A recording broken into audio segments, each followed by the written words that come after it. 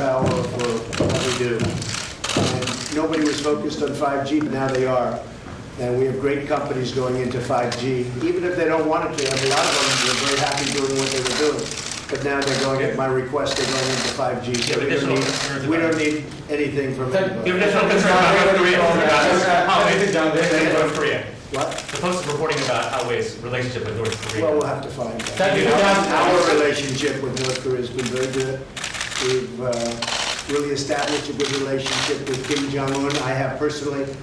There's no rocket testing. There's no missile testing. We're getting our remains back. We've got our hostages back.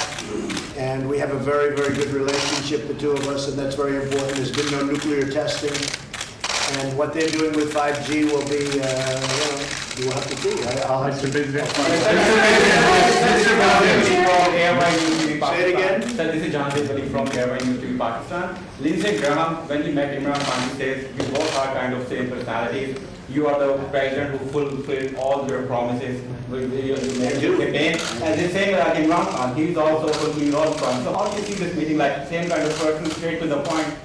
Well, I think we're going to have a great meeting today. I know it's an important meeting. I consider this a very important meeting because I think we haven't met the potential of either country. I think the potential with Pakistan and likewise the opposite way. I think we have not even come close to meeting it. There is tremendous potential between our country and Pakistan. I think Pakistan is going to help us out to extricate ourselves. We're like policemen. We're not fighting the war. If we wanted to fight a war in Afghanistan and win it, I could win that war in a week. I just don't want to kill 10 million people. Does that make sense to you? I don't want to kill 10 million people. I have plans on Afghanistan that if I wanted to win that war, Afghanistan would be wiped off the face of the earth. It would be gone. It would be over in literally in 10 days. And I don't want to do that. I don't want to go that route. So we're working with Pakistan and others to extricate ourselves. Nor do we want to be policemen, because basically we're policemen right now. And we're not supposed to be policemen. We've been there for 19 years in Afghanistan. It's ridiculous. And I think Pakistan helps us with that. Because we don't want to stay as policemen, but if we wanted to, we could win that war. ये वो गुफ्तगू है जो सदर Donald Trump और वज़ीर आज़म पाकिस्तान इमरान खान ने one on one मुलाकात शुरू होने से पहले मीडिया के नुमाइंदों से की थी. But what we did and what our leadership got us into is ridiculous. But we will. I think we'll have some very good answers on Afghanistan very quickly. Mr. President over here. Mr. President, yes, Mr. President over here. This is Mubashir from GTV Network, Pakistan. Pakistani army has fought war against terror, and it has fought definitely and gave sacrifices in protecting Pakistan-Afghanistan border as well. But Pakistan's sincerity was always doubted. Coalition Support Fund was suspended by the US Defense Department. So at this time when Pakistani economy is facing great trouble, are you going to restore any package for Pakistan? We are going to. We were paying $1.3 billion to Pakistan as aid, working up for many years. The problem was Pakistan, this is before you, Pakistan was not doing anything for us. They were really, I think, subversive. They were going against us. And this is something we'll be I ended that about a year and a half ago, the $1.3 billion. And I tell you what, to be honest, I think we have a better relationship with Pakistan right now than we did.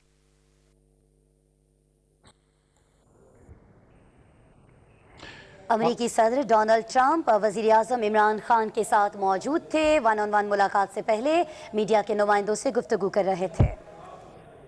At the end of a very short time, we're going to have a very great relationship with Pakistan, and we should. It's a great country. They're great people. I have many friends from Pakistan. Living in New York, I have a lot of Pakistani friends. I will tell you that. And they're great people. Smart, tough. They are tough. There's no question about that. I'm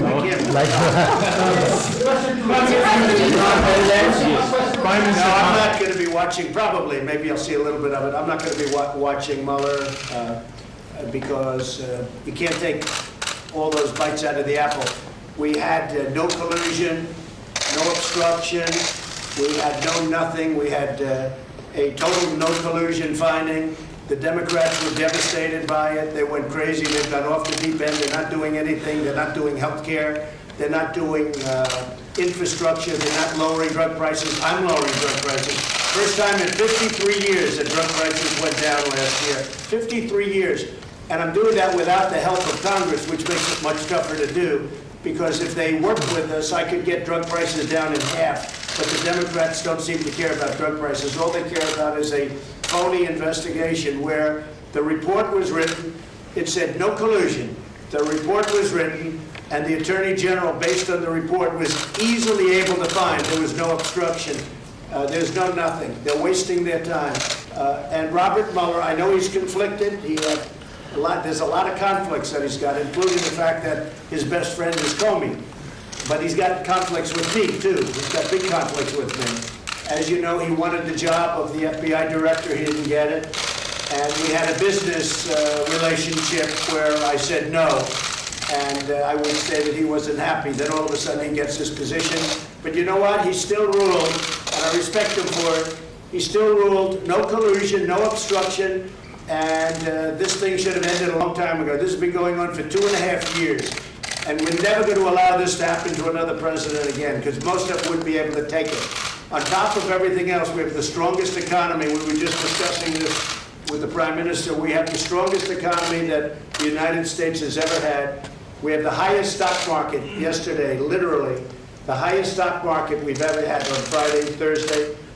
We've broken the record, I think, 109 times for highest stock market. But on, I believe, Thursday of last week, we hit the all-time highest in the history of our country.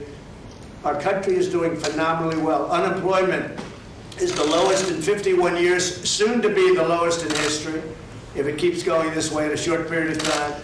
Black, Hispanic, Asian unemployment, the lowest in history. Women, the lowest in 72 years. Nobody has ever done what we've done. Nobody's done in 2.5 years what we've done. The biggest tax cuts in history, the biggest regulation cuts in history, so many things for health care. We got rid of the individual mandate, which was the worst part of Obamacare. We're going to end up, if we end up winning the House back, we keep the presidency, we should keep the Senate, we should keep the presidency, I would think easy, when you have the strongest economy in the history of our country, and somebody's going to run against that particular president, even though in this case it's me. In theory, I have a big advantage. I don't know. I'm going to have to ask you. But in theory, I have a big advantage. So a lot of great things are happening. But the Democrats, they don't want to talk about that. They want to stay off the economy subject.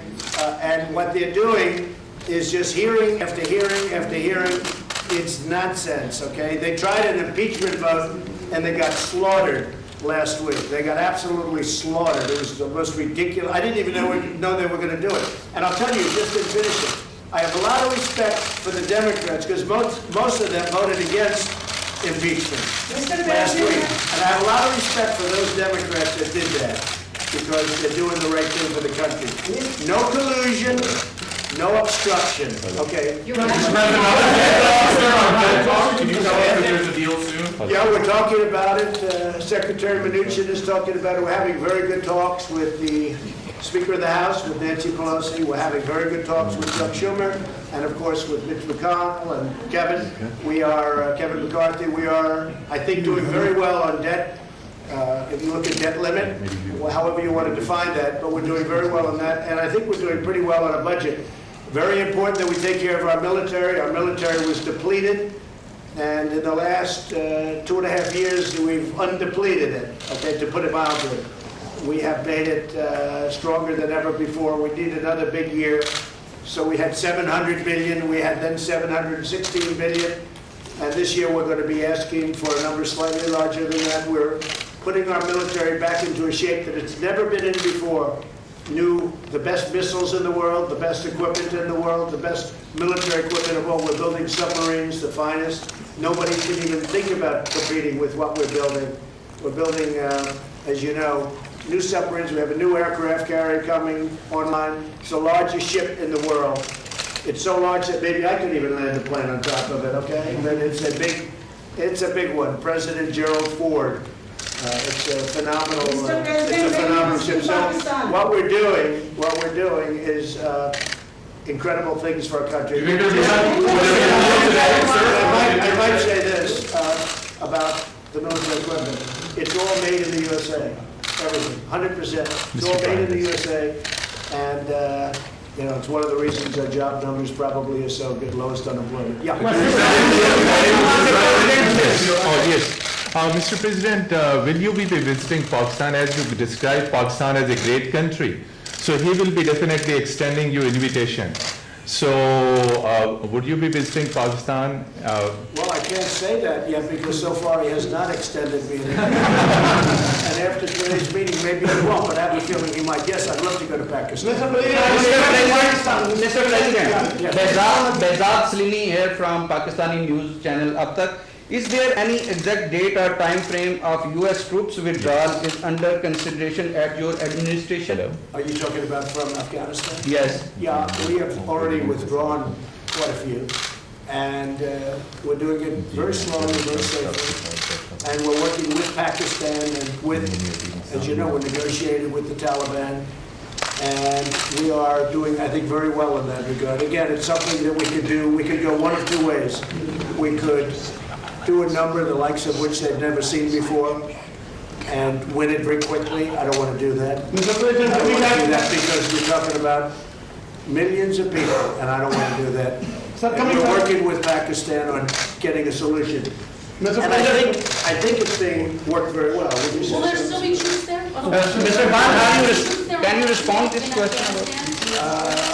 Well, I don't know, we're moving a lot of them out. And, You want them to be gone We've by done then? what we were supposed to do. We've been there for 19 years, and we've acted as policemen, not soldiers. And again, if we wanted to be soldiers, it would be over in 10 days, 1 week to 10 days. If we